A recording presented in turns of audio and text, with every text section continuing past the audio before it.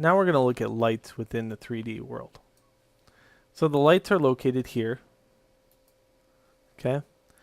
And right now I have an infinite light, two infinite lights under the infinite tab. So I can get rid of these by just deleting these out. And I'm just going to cover about what each light does.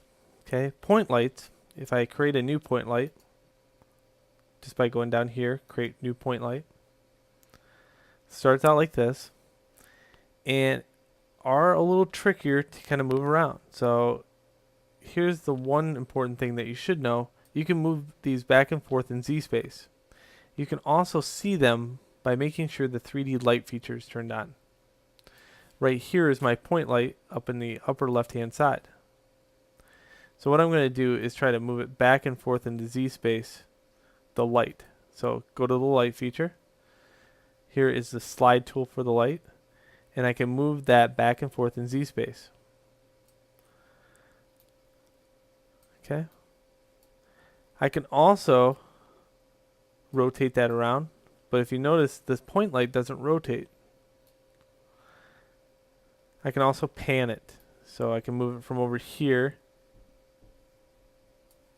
and then slide it into, let's say, using the slide tool, in back of the object. Point lights make great hair lights, so that's what I'm going to kind of set this as, just to kind of show you what that looks like. So usually they set here, and they adjust so they can only highlight the rim of the object. And usually hair lights are kind of bright, so you can up this quite a bit. And then hide it as best you can, just to get the rim of the outer thing. And you can see that adjusting to the rim and separating it from the background. So when I play around with lights, I kind of play around with the fact that, you know, the white in the background really is a bad way of kind of looking at this. So I'm going to fill this with gray. I'm just going to go edit, fill, and I'm going to fill it with a foreground color of gray. There we go. So now anything I do on this, as far as lights go, I can quickly separate it from the background. So that's point light, and that's how you move it around. A different thing is the infinite light. So let's turn the infinite light on and then make sure there's an infinite light in the scene. Infinite light just points in one direction. They can be rotated in all directions. Okay. I can put it in back to make a hair light if I wanted to. And what I'm going to do is just kind of tone this down a little bit.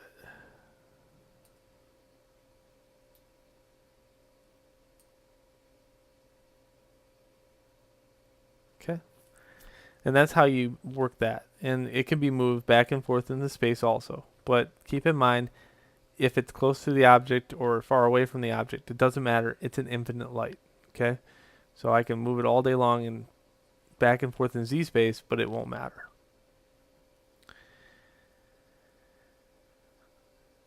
Okay, let's turn that off and let's go to Spotlight.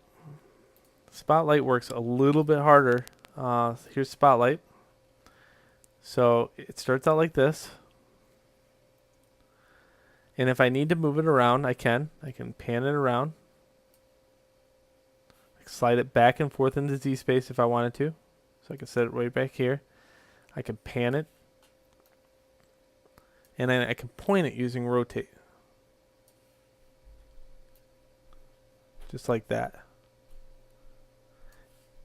So I'm going to turn that one down too. I'm going to turn it down. Well, I'm going to keep that one up actually. So what happens when I turn on all three? I turn on this one, I get the hair lights. I turn on this one, I get it well lit. Okay, so all three of them together makes a 3-point lighting system. And that's lights within Photoshop 3D. I'll touch base on image-based lighting in the next video.